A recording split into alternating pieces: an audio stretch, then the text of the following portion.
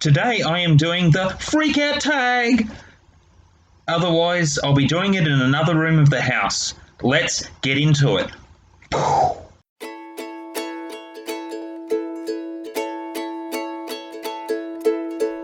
Hello everybody, today's review is going to be somewhere else. This is the spare bedroom door. Hold on, getting this right. There's a picture against the wall.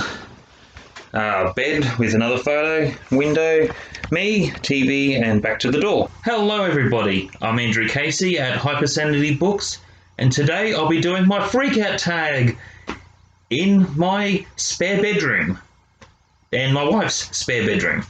We have 4 rooms, one is ours, one belongs to my son, and then we have 2 spare bedrooms, so this is one of them, and the bed's made nicely for guests. Always kept fresh, except for today. Today I'm just being casual and doing my freakout. The first question, best book of 2021. I'll have to say She Named Me Wolf. I did the review on this book, written by, I try to say her name right, Tenkara Smart. Brilliant book. This is one of the best books that you could read in your life. She's won awards for this book. It has a lot of good reviews, good recognition. I've talked to the author, and in the video I made one little flaw. Because it was so teary, I cried a lot with this book. When it came towards the end, he wasn't 12, he was 15 years old, to be a little bit more mature to the time he ran away from home within the story. Without trying to spoil it, it is a brilliant book. If you're after a brilliant 5-star book, one of the best dramas, most realistic books. It has a lot of mystery to it to keep you guessing, keep you hooked in. You get your answers answered at the end. This is one of the best books, and for me it's the best book I ever read. Number 2, best sequel will have to be Dr. Sleep by Stephen King. I had a question about doing the review of The Shining compared to the movie. And then I thought, well, I'll read it with this one as well. I will be uploading and doing a video on The Shining and Dr. Sleep, but Dr. Sleep has been the best sequel I've read so far. Number 3, new release that I have not read. I would have to say Hour of the Witch. I was just watching Lady Jane Books, watching her channel. Hello, Lady Jane. Hello, my friend. Anyways, reading her review to wanting to read this book as well.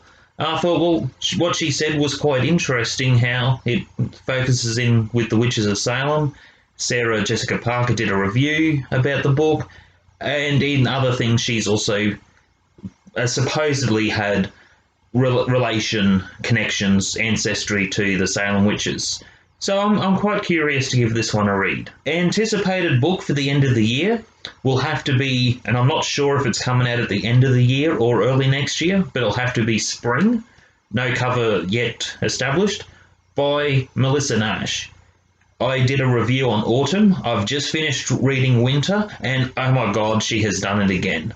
One of the best books I've read for a middle grade, young adult audience. If you love fantasy, love adventure, it took me away to somewhere else. And it gave me that sort of love that I had for a video game called The Legend of Dragoon. I loved the characters. I love the characters in this book and in Winter. I am looking forward to Spring. And when it gets to summer, I'm going to be really sad because that's the end of what she is already planned out. But I'm sure she'll do other books, and she really puts a lot of effort in all of her work. She supports indie authors and does a lot of videos on TikTok. She connects with a lot of authors. She gives a lot of good book recommendations to indie authors. So I definitely say, if you're looking for a good adventure, give her books a go. Biggest disappointment. Well, I don't like running down books. I don't like running down authors or booktubers, book reviewers. The worst book I've read, it'd have to be the Cyborg Tinkerer. It is a complete disappointment. The book is absolute, and I'm just going to have to leave it there. It is not a good book. That's my opinion. I know there's other people who find certain things of sexuality and polyamorous relationships and getting into mischief in the middle of an alleyway being diverse. No, it's not diverse. It's garbage. I was very disappointed with this book. I wasn't going to compare it to something like The Neuromancer. I really didn't like this book, and I don't know if I could read another book written by her after looking at this one. It was just, I can't run it down. I don't like doing that on this channel. If I don't like a book and if I don't like an author, I don't go there. I'm not saying I'm against the author, but the book was not for me. Most surprised book? Well, just like the other thing I just said with the Cyborg Tinkerer, Ghostbusters, the novelisation, oh my god, it shocked me. Well, it starts off with talking about how she discovers the sex book to be just as evil as the Necronomicon, the Librarian, in the beginning. See, when you compare movie to book and deleted scenes, you can see a lot that's wrong with this book. And I would say with certain discretion and ratings and target audience, this book was really a shock for me. Like, I've loved Ghostbusters, but this was an absolute shock. Peter Venkman flirting with someone, I know that's given in the film, he's flirting with her, making her believe she's a legitimate phenomenon, uses some simpler words in the book. Then it talks about comparing the sex book to be as evil as the Necronomicon, moving the story along. There's ways of flirting with Dana Barrett, the client, which is all in the film, but there's a bit of a deeper, sinister feeling behind it. In my review, I touch on the Dream Ghost was not in that part. It was actually a deleted scene where basically it's a bit of a TMI situation to what really happens while Ray and Winston are checking out this particular haunting. Oh my gosh. And it wasn't even the worst of it. And I mean, besides Peter Venkman taking certain drugs, on a first date, he takes very dangerous drugs that you need to have signed off to even have these drugs on a first date with Dana Barrett. Oh my god, it is so wrong. And he drugs her because, she's possessed, I can understand. But why does he have the drugs in the first place? I know he's a doctor of psychology. Oh my god, it really is scary what some people can get their hands on. And I mean, it's the dry humour, but oh my god, really? And that's not even the worst of it. There's basically a scene where the ghosts wreak havoc.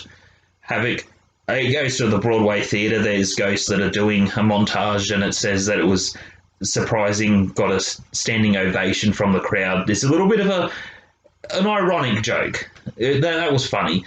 And yes, there had to be a stripper on the Broadway as well. I mean, come on. Seriously? How much sex content has to be in this story? And then this other part, well, basically this person at a bank. It's implied that they're all late for lunch. Yeah, just a little bit too much. This one really surprised me. And quite frankly, on the subject of sexuality within books and stories, I think some things are too much information and just, oh god, it wasn't for me. Need my prayers. New favourite author. I'd have to say, after getting onto BookTube, looking up certain information, my favourite author at the moment would be Michael Leron. I did a review on his 3 books. He posted on Twitter, given the green light for me to do more book reviews because we're all busy people. So just do more book reviews, let him know, and he'll post it through the media. Otherwise, I think he's a genuine person, one of the nicest authors. His channel, Author Level Up, is extremely good. He has a lot of content, a lot of information. I also say check out my channel for information. However, I'm only new to the block in these booktubing streets, and I'm still trying to find my way through different neighbourhoods. Otherwise, check out his channel. He's got a lot of good books. He is an interesting person. He's written some non-fiction books about writing. He is a very genuine person, and you can see that within his channel. As far as character goes, I'd have to say Saint, graphic novel. Love the book, love the graphic novel. The author and the artist have a lot of ambition. He has a good following on Instagram.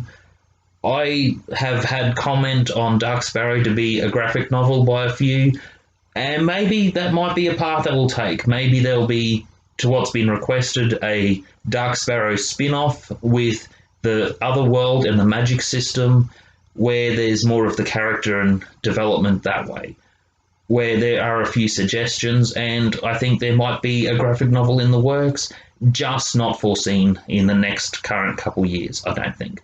But who knows, maybe there will be a Dark Sparrow spin. Thank you, Saint Graphic Novel, and J.R. Dunbar. You have a lot of ambition, and just keep going at it. Favourite fictional character would have to be Dark Sparrow, obviously because I wrote the book. There's a lot of characters I love in the book because a little part are based off 2 or 3 people that I know for some characters. Otherwise, besides my own work, I'd have to say Joker. All different adaptations of the Joker. Love it. Some of it creeps me out. And Heath Ledger's Joker is the best Joker. But that's just my personal opinion. When you look at when you understand the psychology, and the more I've been studying, the more I'm learning, there's nothing else that can compare to that. And I think that's where it gets harder, because we hear of flat characters, round characters, and then you have case studies. Case studies always take it to the next level. And in this particular case, it really took it to the next level. And then same with Joaquin Phoenix's Joker. Love it. Book I cried the most with would have to be She Called Me Wolf. Oh my gosh, I think I honestly cried with the book on about 7 occasions, and even saying to the author in a particular post review that it was a bit of personal experience, past experience, to the elements of the book, to the theme. The story itself is brilliant. The satisfying ending. There is so much that's so good about this book. The other book that made me cry this year would be Weapons of an Empress by Alexia de Silva. She wrote the book at 17 years old. She's now 18 years old. I did a review on her book. She has a lot of ambition. She also wrote in for the first person perspective of the character, and one of the bigger things, she's doing 7 books. So the next book will be from another character's point of view, and that's one of the saddest parts. The way this book had its epilogue, the ending with the epilogue, oh my god, I want to spoil it. It is one of the most devastating and beautiful pieces of art. And she was 17 and she wrote this book. So there's no excuses for not reading and writing. A book that made me happy would have to be Mental Illness Buffet, written by Kunal Roy. I absolutely love this book. If you struggle with different factors of mental illness, if you struggle from trauma, different things that are challenging in life, I find this book is relatable. When because it's a non-fiction, it's the type of book you need your red pen with, marker, whatever works for you, and just taking notes. This is the type of book you want to highlight certain parts, certain sections, like people do with their Bibles. You know, it's one thing I love with non-fiction is that. And I think with a lot of things he touches on, the book is divided out into 4 parts. It's relevant in each part. It's subdivided well. It's easy to look up certain parts of information. But being a non-fiction, I would say get this book in the paperback rather than the ebook. I have both, and I love it. He is a really nice person in India, and that's one thing I've been loving with BookTube, doing different book groups. I am connected with a lot of authors, and my TBR pile is going up. I need to make my own Freakout Tag, a different type. So that's another video soon. Best given book would have to be Suicide Game. I was given that by the author to do the review, and this one also surprised me. Wasn't what I thought I would like. It had some challenging moments, but the story is really satisfying, and some of its subject matter that it touches on does challenge your mind to think about how someone can change their life. One of the characters is raised as a terrorist, but focuses on anti-terrorism and defusing bombs and trying to do things right. There's other parts of the book where it shows the hardships of how society may end up really going, where people are pushed to the point of financial desperation to have no choice but to participate in a game where you live, you die. If you make it to the end, you're set for life. If you die, then that's it. And what have you got to lose? And I think there's a lot of sad reality in the book, but it's not just all about that. And this one really surprised me. The author is a full-time author, Heidi. She's wonderful. Big following on TikTok. Definitely check her out. And yes, you can become a full-time author. There's nothing saying that you can't. Even if you haven't written a book before, I have content on my channel. There's a lot of content out there. And in a lot of my videos, ask me anything. Finally, number 13, books to read. I would have to say there's a lot. My TBR is that big. The books I'm reading are that big. I am going to do a book tag called Hypersanity Books Tag. And it's going to be a big tag because I am reading a lot of books.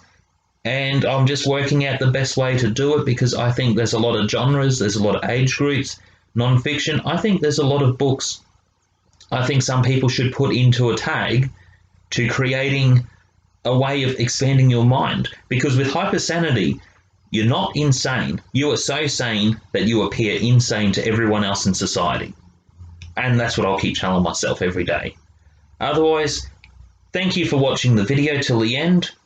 I appreciate all the support. Hit like, subscribe, comment, and ask me anything. If you want a book recommendation, if you like certain books, if you want to have a discussion about something, if you want to ask a question on a particular writing struggle that you have, I have a lot of different videos. It's fine to contact me. Or otherwise, if you want me to review your book, email me at andrewcasey@hypersanitybooks.com. And thank you again, Lady Jane Books. I'll be seeing you around. And I love your personality. It's awesome. See you all.